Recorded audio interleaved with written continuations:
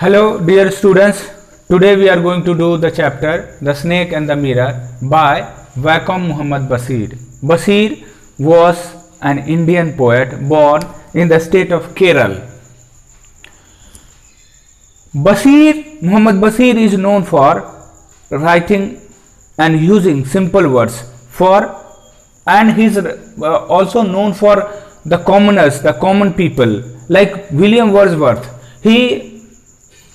Muhammad Basir also uses simple terms akin to the common speech, and because of his simplicity and expression of style, he is quite comprehensible even to the uneducated, even to the educated, for every strata of society. He is very much famous among all the strata of society.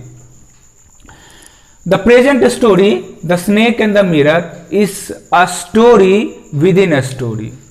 Here we find the conversation between the writer and a homeopath doctor.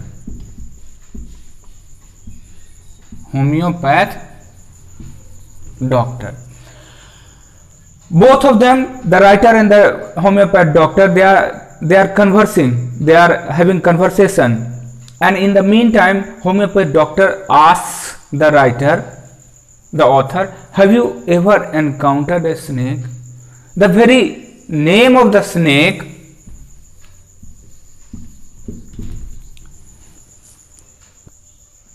makes us afraid. We are terrified, we are horrified, we start trembling out of fear just to hear the name of a snake. And here it was not a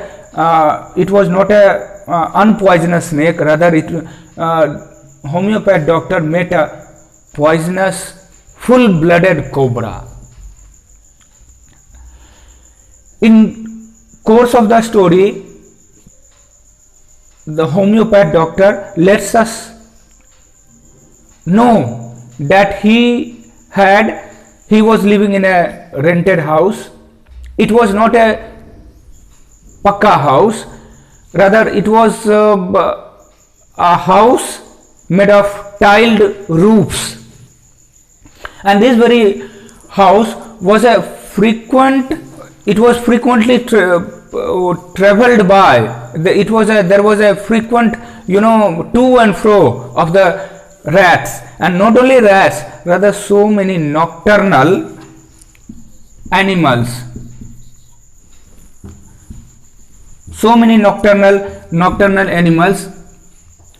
like snake and rats and many more.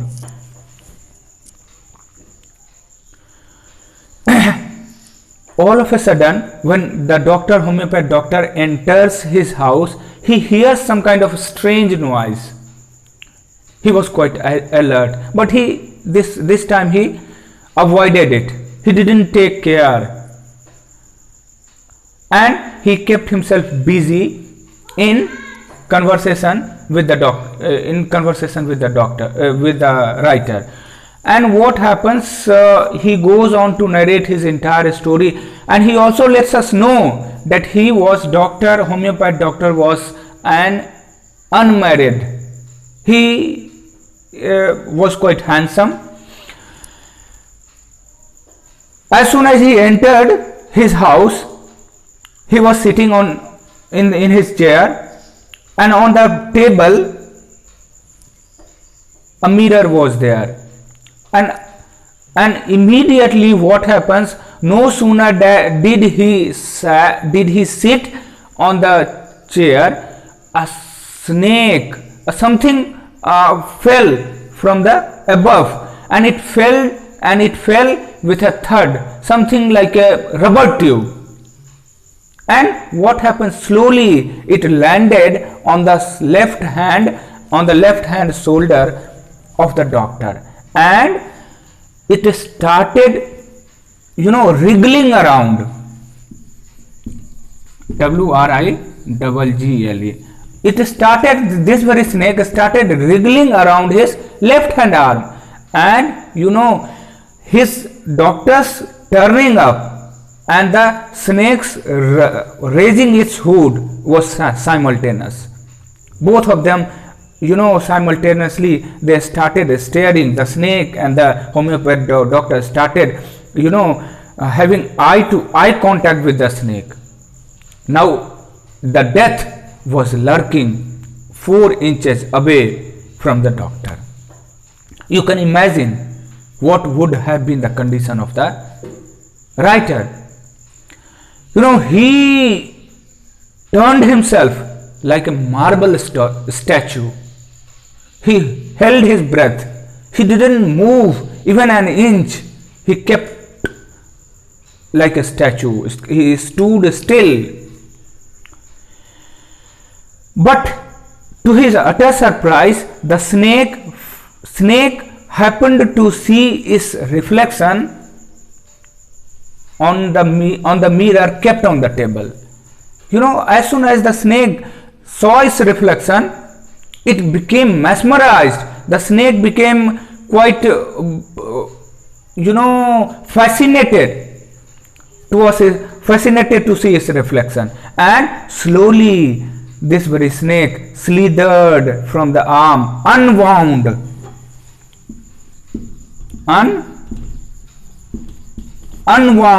the left hand arm of the writer, and slowly and very quickly and very smoothly the snake landed on the table, raising its hood, looking at the mirror. It was a quite fantastic sight for the writer to see this very thing. He had never seen such kind of thing, and even I hope that doctor also says that very few people have happened to see this kind of thing. Now the writer was confused also little bit.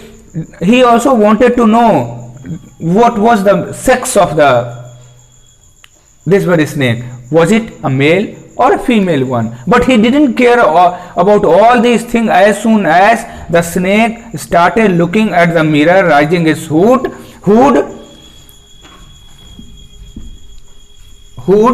you know, immediately the homeopath doctor he rushed like anything and went to the house of his friends. And in the meantime, before going to his friend's house, he was thinking all the time that yes, you know, he was quite handsome, he was quite beautiful, attractive, and he also writer also made some earth-shaking decision that yes, he would give some time to his hair, and he would also grow a very thin layer of mustache in order to look attractive, because he was still an unmarried doctor. And he also makes us aware, he also lets us know that he would also marry to a female doctor, lady doctor.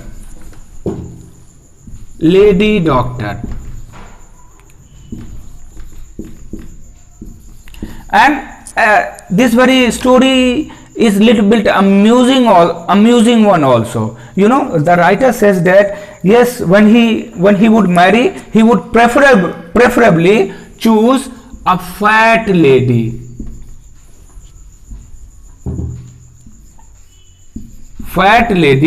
Reason giving that if the homeopath doctor makes any kind of mistake, this fat lady will not be able to chase him because of his fat, because of her fat, because of her obesity, you know. And the the doctor would immediately run, and he will not be, and his wife will not be able to catch him.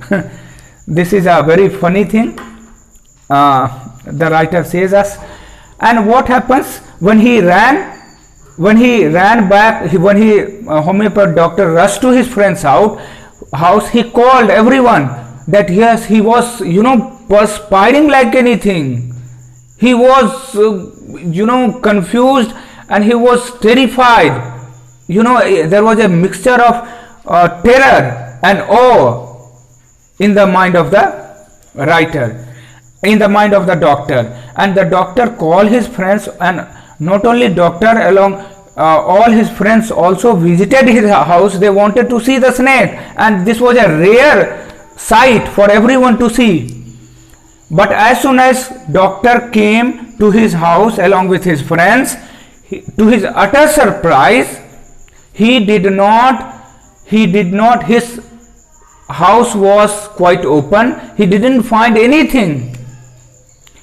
His house had been robbed. Everything, all the articles, whatever was left, all the household things were stolen by the robbers. Some dacoit might have come to the writer's house, to the doctor's house, and the dacoit and the thief stole each and every article of the house of his clinic except a vest. See, this very vest was a dirty one. There again we get a kind of, you know, amusement that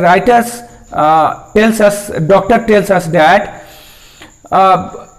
that very thief might have a sense of cleanliness.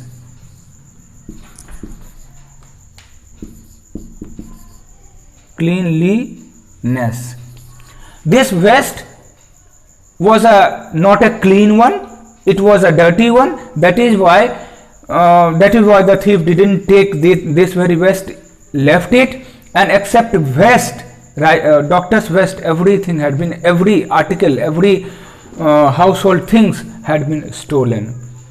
That's the end of the story. Thank you.